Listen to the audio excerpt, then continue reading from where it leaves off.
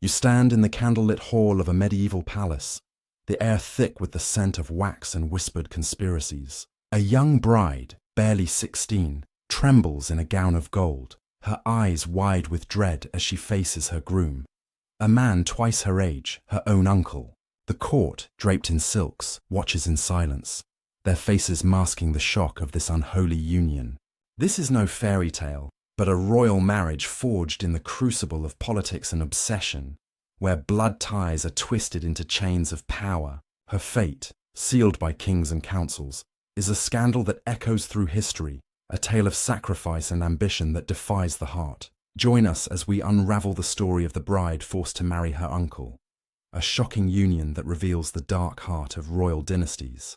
You stand in the opulent heart of a 15th century Castilian palace, 1470, where the air is heavy with the scent of rosewater and the weight of unspoken dread. The hall glows with candlelight, its tapestries woven with scenes of conquest and divinity, yet the shadows seem to whisper secrets too dark for royal ears. Before you, a princess. Let us call her Isabella, barely 16, her dark hair cascading beneath a jeweled veil, stands trembling as ladies-in-waiting adjust her golden gown. Her eyes, wide with a mix of innocence and fear, dart toward the heavy oak doors where her fate awaits. A marriage to her uncle, a man twice her age, his face familiar, yet forbidding. The court, draped in silks, watches in hushed complicity, their faces masking the scandal of this unholy union. You clutch your velvet cloak, heart pounding, as the weight of politics and obsession closes around her like a gilded cage. This is the world of medieval royal marriages, where love is a stranger and duty is a chain.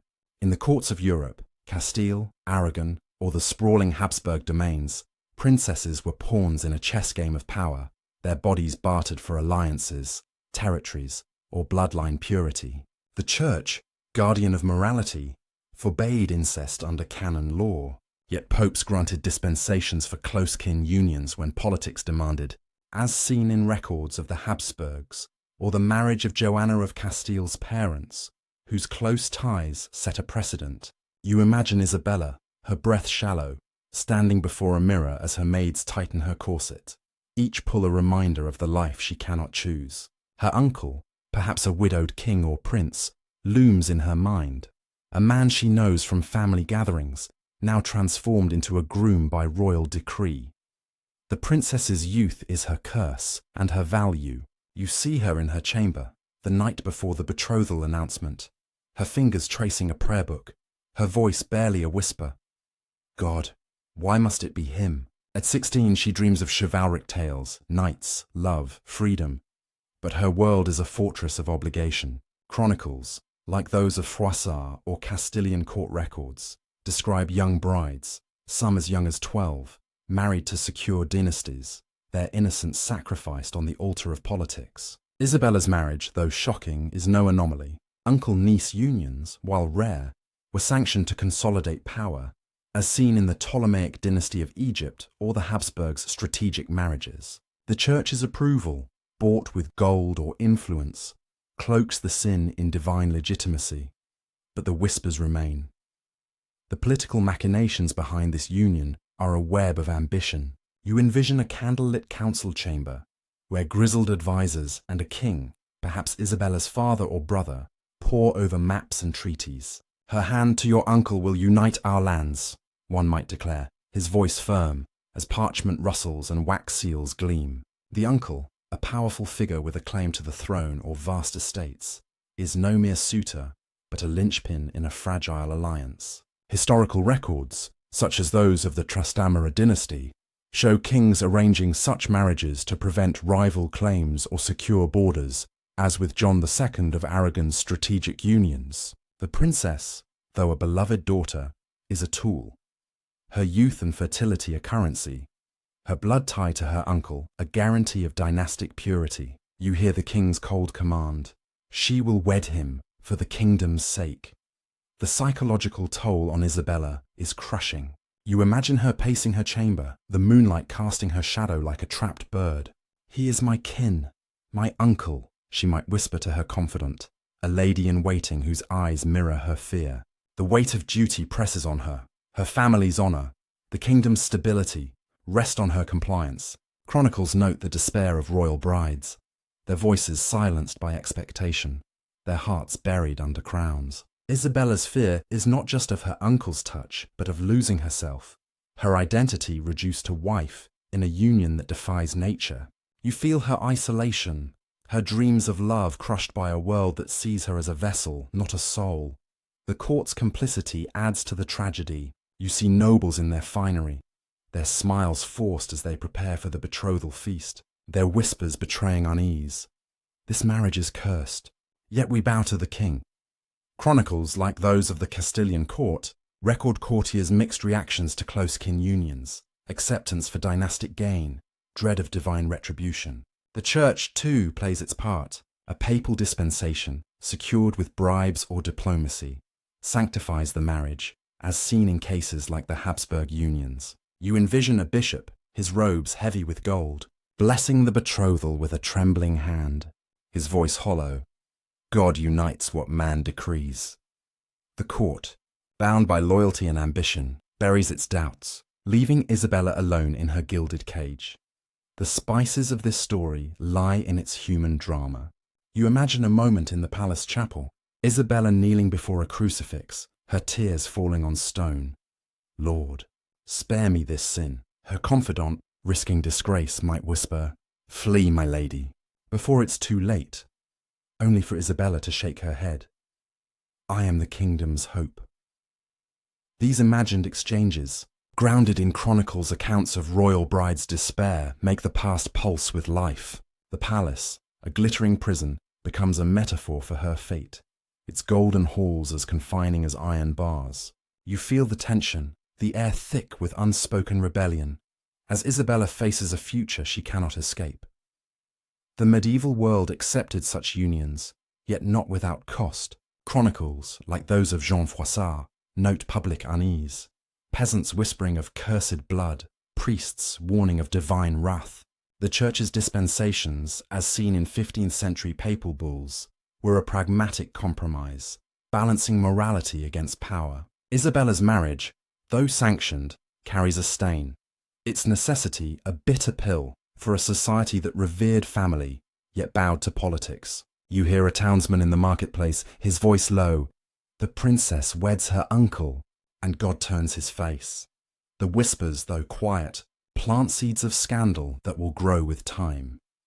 This is the opening chapter of a tale where duty and obsession collide, where a princess's sacrifice reveals the dark heart of royal ambition. You stand in the palace hall, watching Isabella's veil catch the candlelight, her face pale as she braces for her fate. The court's splendor hides a truth. Her marriage is no celebration, but a transaction. Her body a bridge between thrones. The uncle, a figure of power and shadow, awaits beyond the doors, his motives a mix of duty and desire. As the betrothal looms, the stage is set for a union that will test the boundaries of love, faith, and morality. Join us as we delve deeper into this shocking story, where a princess's gilded cage becomes a crucible of sacrifice, and a royal marriage born from politics and obsession reveals the cost of power. The whispers of scandal are only beginning, and Isabella's fate will echo through history, a testament to the heart's struggle against the chains of dynasty. You stand in the flickering gloom of a 15th century Castilian council chamber, 1470, where the air is thick with the scent of sealing wax and the tension of whispered ambitions. The stone walls, draped with maps of contested borders, seem to pulse with the weight of a kingdom's fate. At the center of the room, a king, Isabella's father or brother, leans over a table strewn with parchments, his advisors' faces grim as they debate a marriage that defies nature. The bride, young Isabella, barely 16, is to wed her uncle, a man of power and shadow, his name a key to uniting fractured lands. You clutch your velvet cloak, heart pounding, as the council's words weave a web of politics and obsession, chaining a princess to a union that will haunt her days and stain the annals of history. The medieval world of royal marriages was a chessboard of power, where bloodlines were both weapon and shield. In Castile, Aragon, or the sprawling Habsburg domains, dynasties married close kin to preserve wealth, secure thrones, or forge alliances. as seen in chronicles of the Trastamara and Habsburg families. Uncle-niece marriages, though rare, were not unheard of. The Church's canon law forbade incest, but papal dispensations, secured with gold or diplomatic pressure, made such unions possible. Historical records, like those of John II of Aragon's strategic marriages, show kings arranging close-kin matches to counter rival claims or unify territories. You envision the king, his crown heavy, declaring to his council, "Her hand to my brother will bind our house, our lands." The words cold as steel seal Isabella's fate. Her youth a sacrifice to dynastic ambition. The political stakes are staggering. You see the council chamber's maps, their inked borders marking a kingdom torn by rival factions, nobles vying for power, neighbouring realms eyeing Castile's wealth. The uncle, perhaps a widowed prince or king, holds lands or a claim to the throne that could tip the balance. His marriage to Isabella, his niece, is no mere union, but a contract to merge bloodlines, ensuring loyalty and continuity. Chronicles, like those of the Castilian court, note such motives. John II of Aragon married his sister's daughter-in-law's kin to solidify alliances, a pattern echoed in Habsburg unions. You hear an advisor's low voice, "Her blood ties him to us. No rival can challenge our line." The marriage, though shocking, is a calculated move, its incestuous nature cloaked in the rhetoric of unity. The uncle's motives are a tangled knot of duty and obsession. You imagine him, a man in his 30s, his face weathered by ambition, standing in the palace gardens as he watches Isabella from afar. His eyes, dark with intent, see not just a niece but a key to power, a young bride whose fertility promises heirs, whose blood strengthens his claim. Historical accounts, such as those of the Habsburgs, suggest such men were driven by more than politics. Personal desire or an obsession with lineage often coloured their actions. You envision him alone, his fingers tracing a family crest. "She is mine by right," he might murmur, his voice a mix of pride and possessiveness. Whether he feels affection or sees her as a prize, his role as uncle-turned-groom casts a shadow over the court. The Church plays a pivotal role, its sanction a necessary veil for this sin.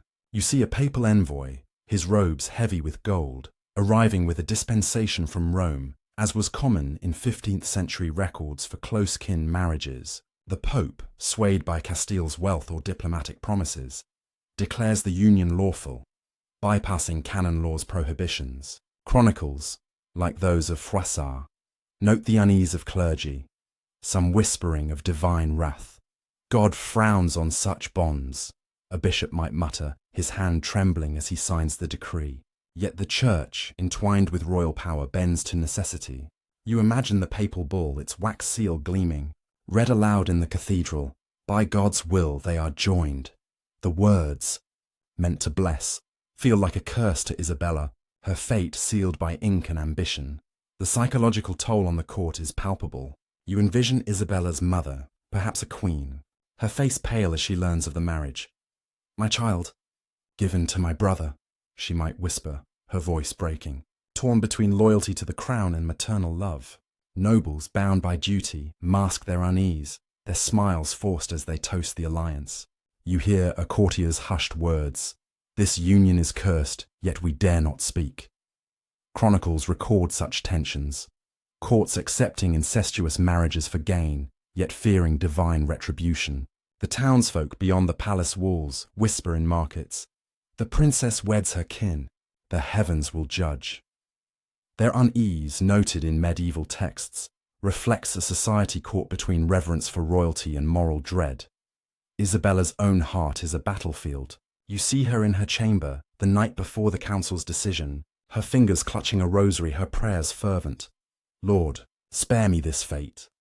At 16, she knows her uncle, not as a lover, but as a figure from childhood, his presence now a looming threat. Chronicles describe royal brides' despair, their voices silenced by duty, their dreams crushed by dynastic needs. You imagine her confiding to a lady-in-waiting, "He is my blood, my kin, how can I be his wife?" Her fear is not just of the marriage bed, but of losing her identity, her youth consumed by a union that defies nature. You feel her isolation, her heart caged by the politics that bind her. The spices of this story lie in its visceral drama. You envision a tense council meeting, the king's voice rising. She will wed him, or our kingdom falls. An advisor, daring dissent, whispers, "This is sin, cloaked in power." These imagined dialogues, grounded in Chronicles' accounts of heated royal councils, bring the past to life. The palace, with its flickering torches and inked treaties, becomes a crucible of ambition, its opulence a stark contrast to Isabella's dread. You feel the weight of her fate, the air thick with conspiracy, as the council's decision sets the stage for a marriage that will shock the court and echo through history. The broader context of incestuous unions reveals their grim necessity. Historical examples, like the Ptolemaic sibling marriages or Habsburg close-kin unions, show dynasties prioritizing bloodline purity over morality, often leading to genetic decline, as seen in Charles II of Spain. Chronicles note public unease, peasants fearing cursed offspring, clergy warning of God's judgment, yet royal power silenced dissent. You hear a villager in the tavern. The princess weds her uncle. Their heirs will bear the mark of sin. The marriage, though sanctioned, carries a stain, its political gains overshadowed by moral unease. This is the second chapter of a tale where blood and power intertwine, where a princess's sacrifice fuels a kingdom's ambition. You stand in the council chamber, watching the advisors seal Isabella's fate. Their parchments a chain around her heart. The uncle, a figure of authority and shadow, awaits his bride. His motives a blend of duty and desire. The church, complicit in its blessings, paves the way for a union that defies love and faith. As the betrothal approaches, the stage is set for a ceremony that will bind Isabella to her uncle, a marriage born from politics and obsession that will test the boundaries of her soul. Join us as we follow this shocking union to its heart, where a princess's gilded cage becomes a crucible of sacrifice, and the politics of blood reveal the dark cost of power. You stand in the grand cathedral of a 15th century Castilian court, 1470, where the air shimmers with the scent of incense and the weight of 1,000 watching eyes. The vaulted ceiling soars above, its golden frescoes glinting in candlelight, but their splendor feels hollow, a mockery of the scene unfolding below. At the altar, Princess Isabella, barely 16, stands rigid in a gown of gold and crimson, her veil trembling like a trapped moth. Across from her looms her uncle, a prince in his 30s, his face stern yet possessive, his eyes fixed on her with an intensity that chills the soul. The bishop's voice echoes, pronouncing vows that bind blood to blood, while the court, nobles, clergy, and kin, watches in uneasy silence, complicit in a union that defies nature. You clutch your velvet cloak, heart pounding, as Isabella's forced vow seals her fate, a marriage born from politics and obsession that will haunt her life. The ceremony is a spectacle of royal power, designed to dazzle and silence dissent. Chronicles, like those of the Castilian court or Jean Froissart, describe such weddings as lavish displays. Banners of silk, trumpets blaring, tables laden with spiced meats and wine, meant to affirm dynastic strength. Yet beneath the opulence lies a grim truth. This is no celebration but a transaction. Isabella's youth traded for political gain. You see her walk down the aisle, her steps faltering, her hands clasped to hide their trembling. The cathedral's organ swells, but it cannot drown the whispers. She weds her uncle. God will judge. Historical records note the public's mixed reactions to close-kin marriages, acceptance for alliances, unease at moral taboos, as with Habsburg or Trastamara unions sanctioned by papal dispensations. Isabella's emotional turmoil is a storm within a gilded cage. You imagine her at the altar, her breath shallow, her eyes fixed on the crucifix above as the bishop intones, "What God has joined, let no man put asunder." Her heart, though, screams rebellion. This is no union, but a chain. Chronicles describe the despair of royal brides, their voices silenced by duty, their fears buried under veils. At 16, Isabella knows her uncle, not as a lover, but as a figure from childhood. His laughter once warm, now a harbinger of possession.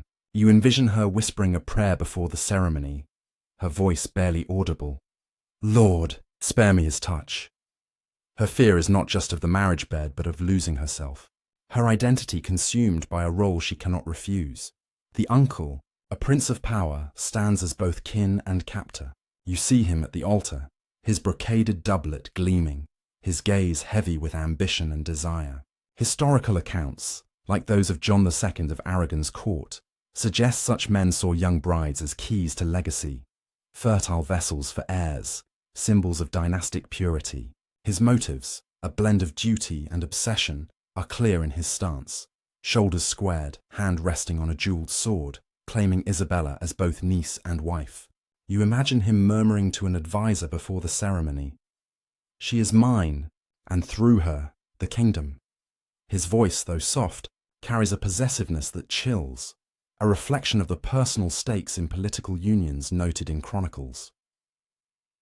The court's complicity is a silent betrayal. You see nobles in their finery, their faces a mask of forced smiles, their eyes averted as Isabella takes her vows. A lady in waiting, perhaps her confidant, might whisper, "Be strong, my lady," her own tears hidden behind a fan. Chronicles, like those of the Castilian court, record courtiers' uneasy acceptance of incestuous marriages, their loyalty to the crown outweighing moral qualms. The bishop, his hands trembling as he blesses the union, reads the papal dispensation, a document bought with gold, as seen in 15th century records of Habsburg marriages. "By the grace of Rome, this bond is holy," he declares, but his voice wavers, betraying the church's uneasy compromise. The court, bound by ambition and fear, buries its doubts, leaving Isabella to face her fate alone.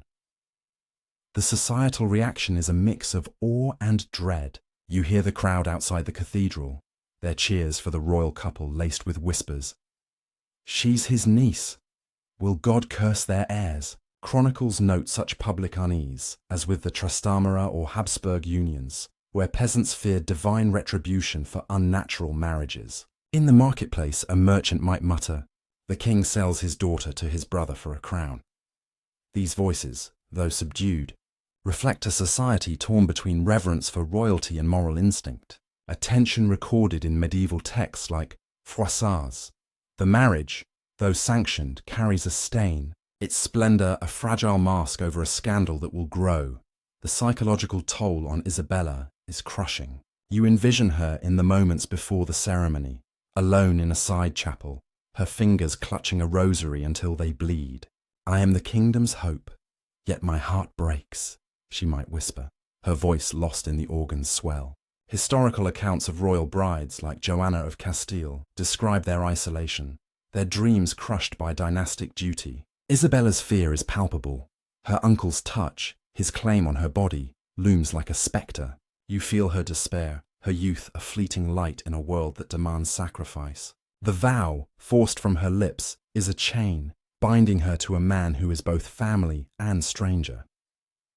The spices of this story lie in its visceral drama. You imagine a moment as Isabella takes her vow, her voice trembling. "I take thee, my uncle, as my husband." The cathedral falls silent, the weight of her words a thunderclap. A noble, daring dissent whispers to another, "This is sin, cloaked in gold." These imagined exchanges, grounded in chronicles' accounts of tense royal weddings, bring the scene to life. The cathedral, with its soaring arches and flickering candles, becomes a prison. Its splendor, a cruel contrast to Isabella's dread. You feel the tension, the air thick with unspoken rebellion, as the court watches a princess bound to a union that defies love. Before we move deeper into this tale of sacrifice and power, let's pause. If this shocking union grips you, hit that like button and subscribe to uncover more hidden histories. Share your thoughts in the comments. Does Isabella's plight break your heart, or is it a stark reminder of royal ambition? These stories connect us across centuries, revealing the cost of power in human lives. Now, as the cathedral's doors close behind the newlyweds, the real test begins. The ceremony's end marks the beginning of Isabella's ordeal. You see her leave the altar, her uncle's hand on hers, his grip firm as they face the cheering court. The feast awaits. Tables groaning with delicacies, minstrels playing. But her smile is a mask, her heart a captive in a gilded cage. Chronicles describe such moments. Royal brides, their joy feigned, their futures uncertain. The marriage, meant to unite a kingdom, sows seeds of scandal, its incestuous nature a whisper that will grow louder. The court, complicit in its splendor, turns away, leaving Isabella to navigate a life where duty and dread intertwine. This is the heart of a tale where politics and obsession collide, where a princess's forced vow binds her to a man who is both kin and captor.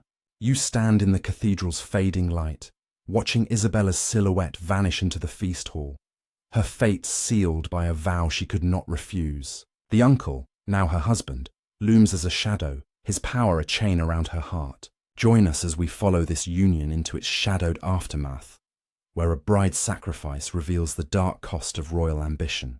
You stand in the dim corridors of a 15th century Castilian palace, 1471, where the air is heavy with the scent of lavender and the suffocating weight of unspoken grief.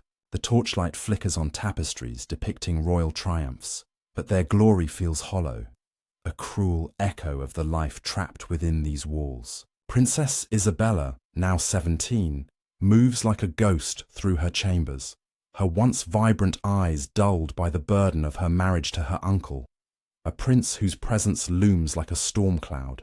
His hand, once familial, now claims her as wife, his touch a chain that binds her body and soul.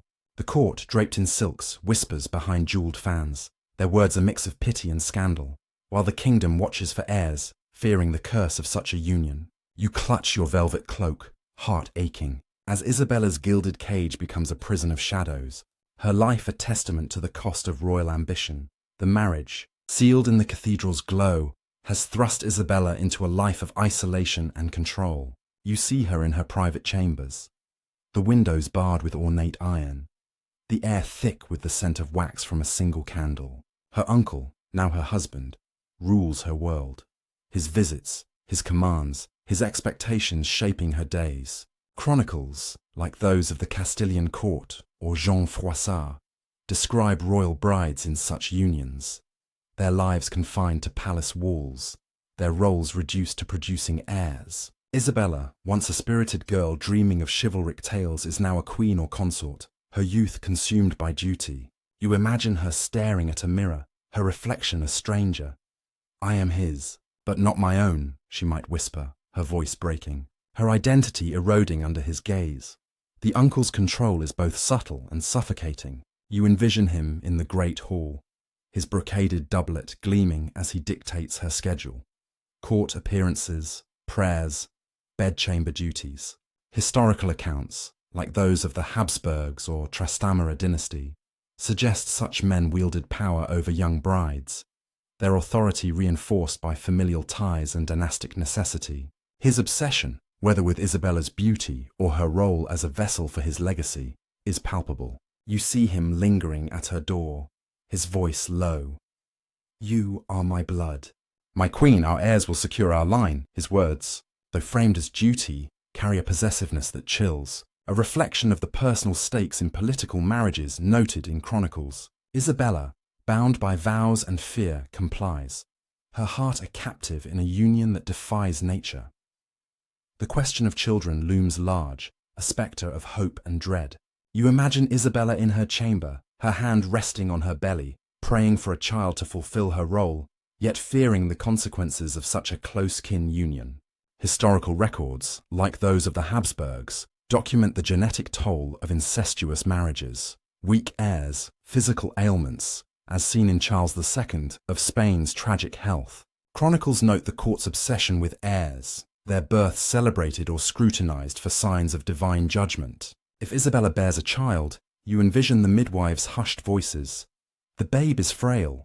Will it bear the curse of their blood?" If no child comes, the court whispers of her failure, her uncle's impatience growing. Either way, her body remains a battleground, her worth tied to dynastic success. The psychological toll on Isabella is devastating. You see her in the palace chapel, kneeling before a crucifix, her prayers a desperate plea. "Lord, give me strength to endure." Chronicles describe the despair of royal brides, Like Joanna of Castile, whose lives were marred by isolation and control, their spirits crushed by duty. Isabella's fear is not just of her uncle's touch, but of losing herself entirely, her dreams of love buried under the weight of expectation. You imagine her confiding to a trusted lady-in-waiting, "He is my kin, yet I am his prisoner." Her voice trembles, her heart torn between resignation and a flicker of rebellion. The court, watching her every move, sees only the queen, not the girl drowning in sorrow. The court's complicity deepens her isolation. You see nobles at a banquet, their laughter forced as they toast the royal couple, their eyes avoiding Isabella's pale face. Chronicles, like those of the Castilian court, record courtiers' silence in such marriages, their loyalty to the crown outweighing moral unease. A lady-in-waiting might whisper to another, "She suffers, but we dare not speak," her words echoing the court's fear of royal wrath. The Church, having sanctioned the union with a papal dispensation, remains silent, its bishops turning away from Isabella's plight. Historical records note such compromises, popes like Alexander VI granting dispensations for gold, as with Habsburg unions leaving brides to bear the moral cost alone. Societal reactions are a storm of whispers and fear. You hear the townsfolk outside the palace, their voices low in the marketplace. The princess weds her uncle. Their heirs will be cursed. Chronicles like Froissart's document public unease with close-kin marriages, peasants fearing divine retribution, priests warning of sin. You imagine a village priest, his sermon sharp. God sees their union and weeps.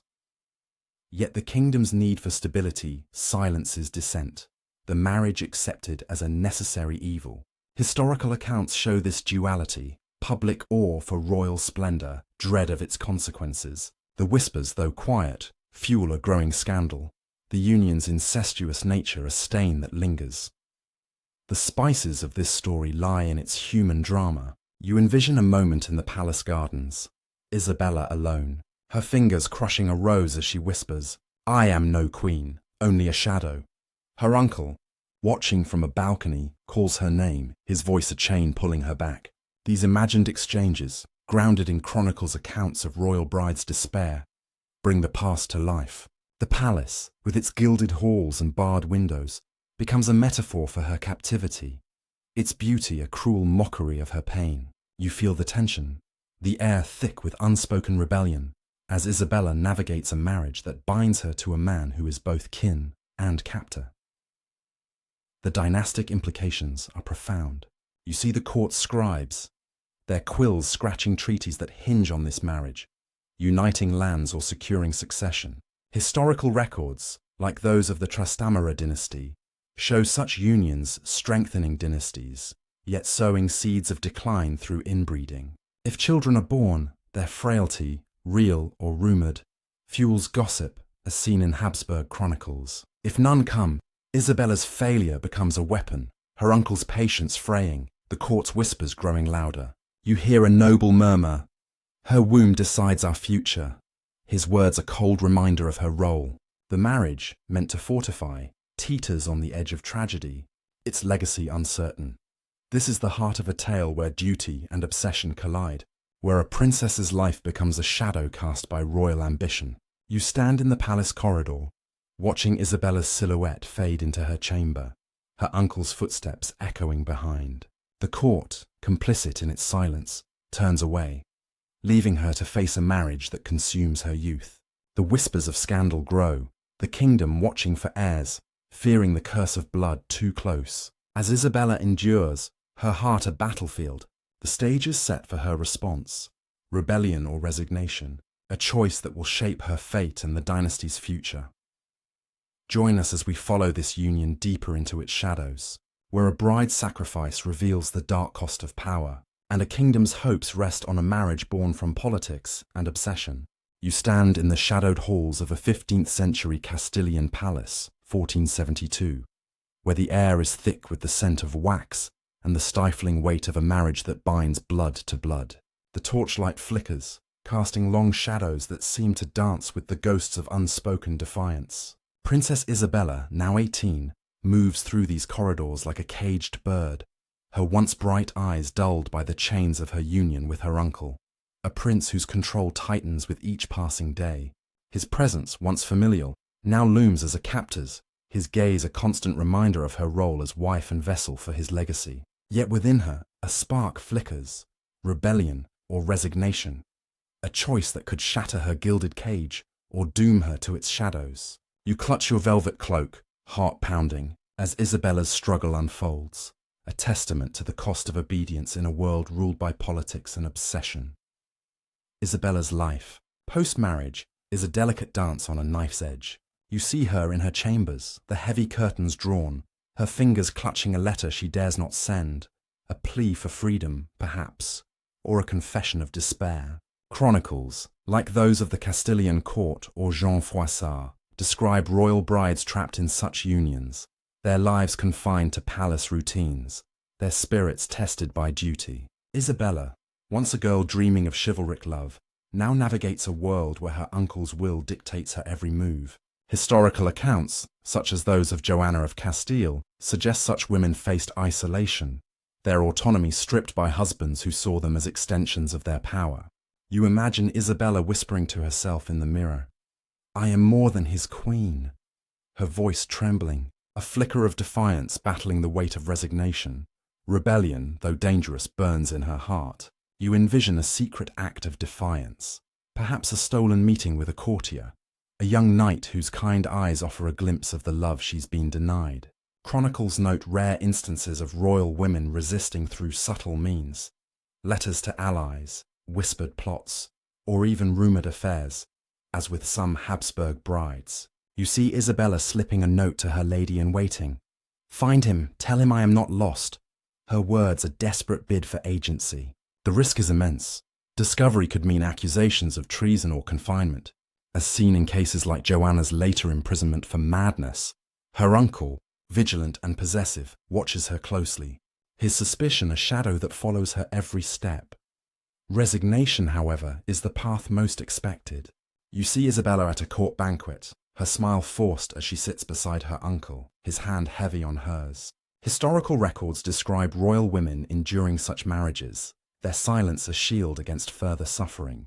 You imagine her in the palace chapel, kneeling before a crucifix, her prayers a surrender. "Lord, let me bear this for the kingdom." Her heart, though, aches with the loss of her youth, her dreams buried under the weight of duty. Chronicles suggest such resignation was common. Brides like those in the Trastamara dynasty bore their roles quietly, their suffering unrecorded but palpable. Isabella's choice to submit, if she makes it, is no weakness but a survival tactic, her spirit bending but not breaking under the crown's demands. The uncle's reaction to her demeanour is a storm of control and obsession. You envision him in his study, his face darkening as he hears whispers of Isabella's restlessness. "She is mine, body and soul," he might growl to an advisor, his voice laced with possessiveness. Historical accounts, like those of Habsburg or Castilian men, show husbands in such unions reacting with jealousy or indifference, their power shielding them from blame. If Isabella rebels, his rage could be swift, perhaps locking her chambers, as seen in cases like Joanna's confinement, or accusing her of disloyalty to quash her spirit. If she resigns, his indifference might wound deeper, treating her as a mere vessel, his attention turning to heirs or court politics. You see him watching her at a feast, his eyes cold. She will obey, or she will break. The consequences of her choice ripple through the court. You imagine a scandal erupting if Isabella's rebellion is discovered, a stolen letter intercepted, a courtier's confession under pressure. Chronicles, like those of the Castilian court, note such scandals, with queens facing accusations of infidelity or disobedience, their punishments ranging from confinement to public shaming. You see nobles whispering behind goblets. The queen defies her uncle. The kingdom trembles. If she resigns, the court's relief is tinged with pity, their silence a complicity in her suffering. Historical records show courts often ignored royal brides' pain, their loyalty to the crown outweighing empathy. The church, having sanctioned the marriage, offers no solace, its bishops turning away, as seen in 15th century accounts of papal complicity. Societal judgment is a chorus of whispers and fear. You hear the townsfolk in the marketplace, their voices low. The princess resists, or so they say. Will God punish her sin?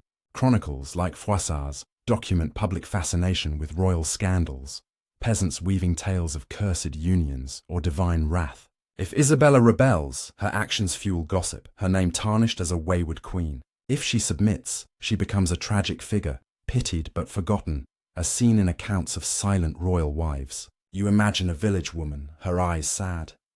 She's his niece, yet his prisoner, poor child. The public, torn between awe for royalty and moral unease, mirrors the court's duality.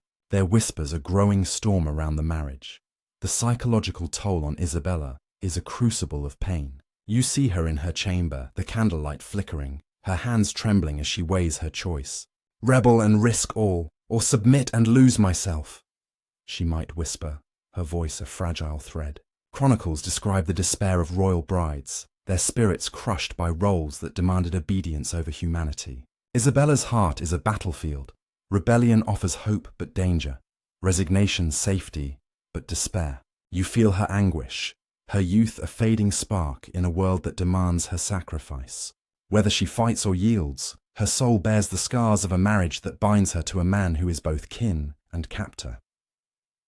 The spices of this story lie in its visceral drama. You envision a moment of defiance.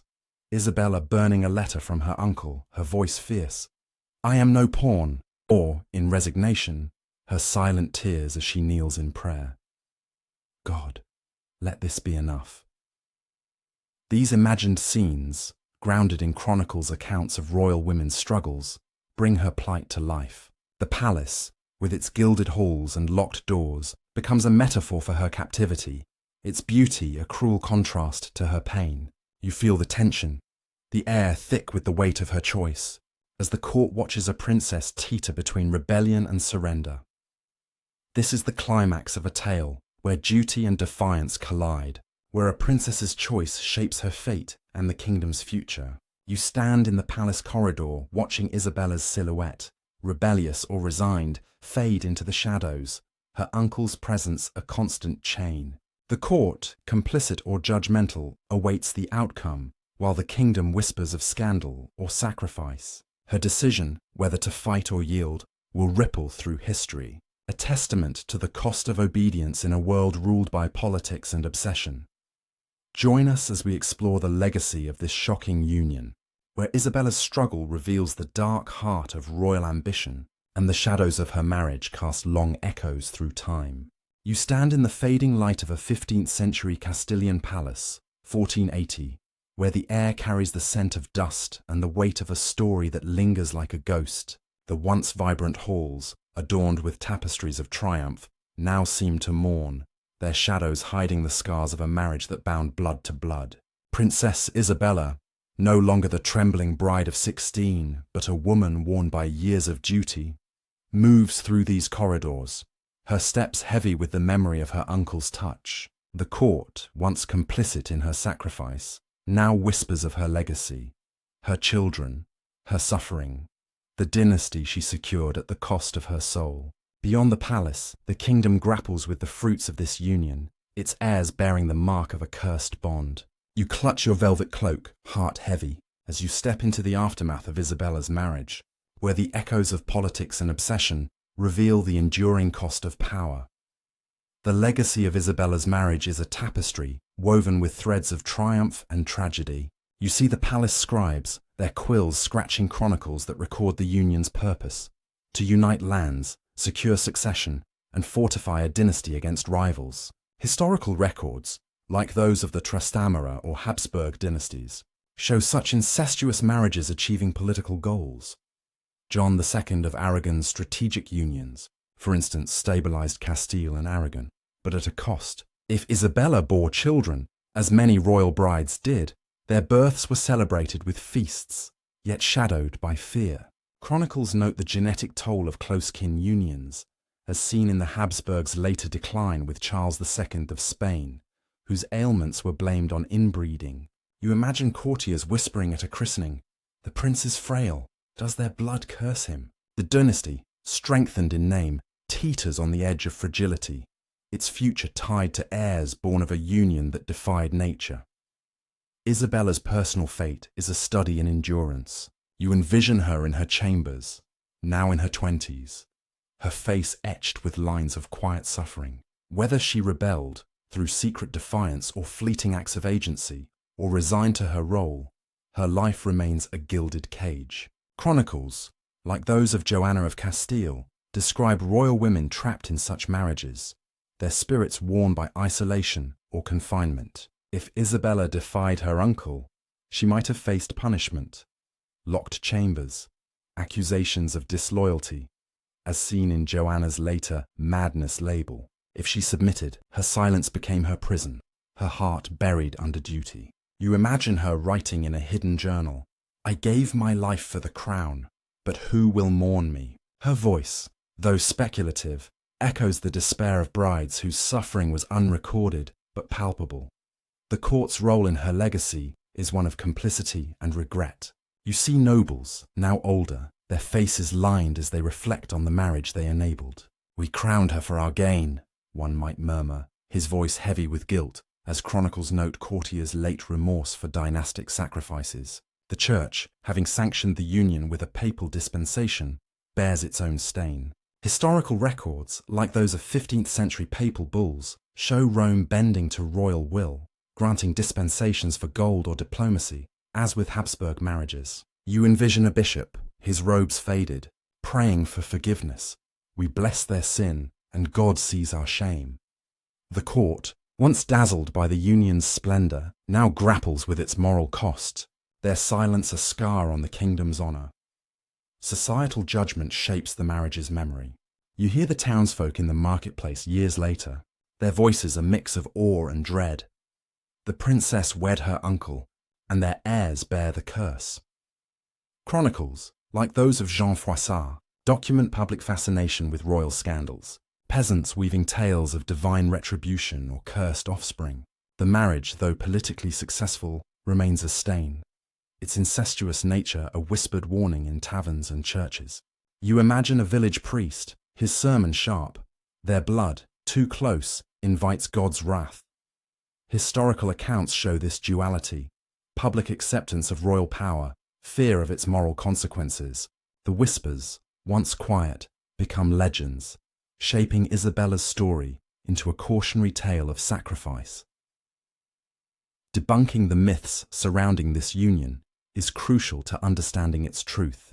Chronicles, often written by biased clerics or rival nobles, exaggerate scandals to push moral or political agendas. You see a modern historian in 2025 sifting through dusty manuscripts, noting the lack of concrete evidence, no detailed court records, only veiled references to unnatural bonds.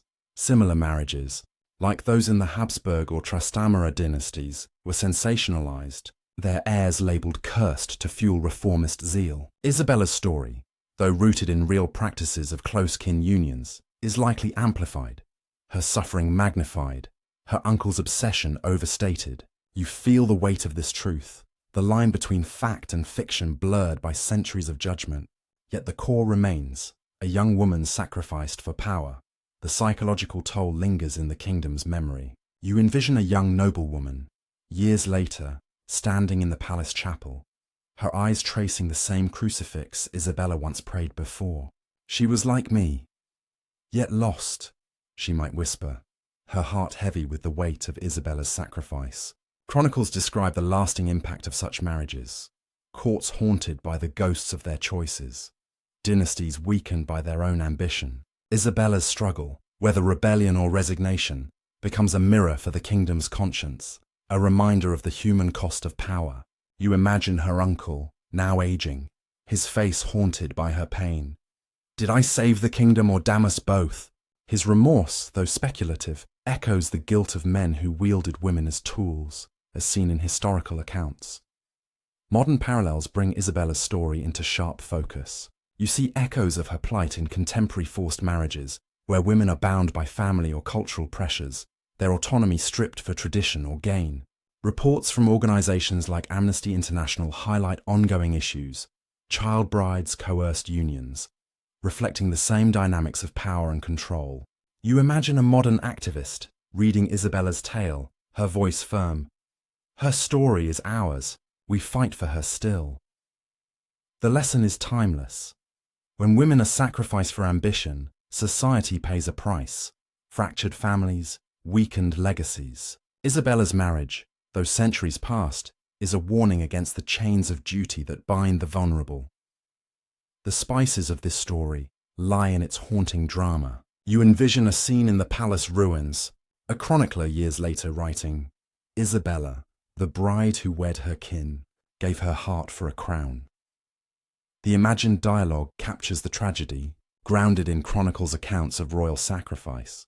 The palace, its halls now crumbling, becomes a metaphor for her legacy, a monument to ambition, scarred by loss. You feel the weight of her story, the wind carrying her name through time, as villagers pass down tales of the cursed queen. These moments make the past vivid, a mirror for our own struggles with power and sacrifice. The kingdom, reshaped by Isabella's marriage, bears its scars. You see the dynasty endure, its lands united, yet its heirs, real or rumoured, carry the burden of their blood. Historical records, like those of the Habsburgs, show dynasties faltering under inbreeding's toll, their glory dimmed by ambition. Isabella's name, once a symbol of unity, becomes a whispered tragedy. Her life a cautionary tale in chronicles and sermons. You imagine a scribe centuries later writing, "She bound us together, yet broke her heart." The words, though speculative, capture the essence of her sacrifice. A woman whose life was traded for power, whose legacy endures in the shadows of a cursed union. You step back from the palace ruins, the echoes of Isabella's story fading into the wind, and reflect on her legacy. Her marriage, a blend of fact and legend, is a testament to the cost of royal ambition, a reminder that power built on sacrifice leaves scars. You feel the presence of those she left behind, courtiers, heirs, a kingdom whose lives were shaped by her choice. What if she had fled? What if the court had resisted? These questions linger, urging us to challenge the systems that demand such sacrifices. Let us honour Isabella by questioning the chains of duty, by amplifying the voices history silenced. Join us for more forgotten stories, where the echoes of sacrifice reveal the enduring battle between power and humanity.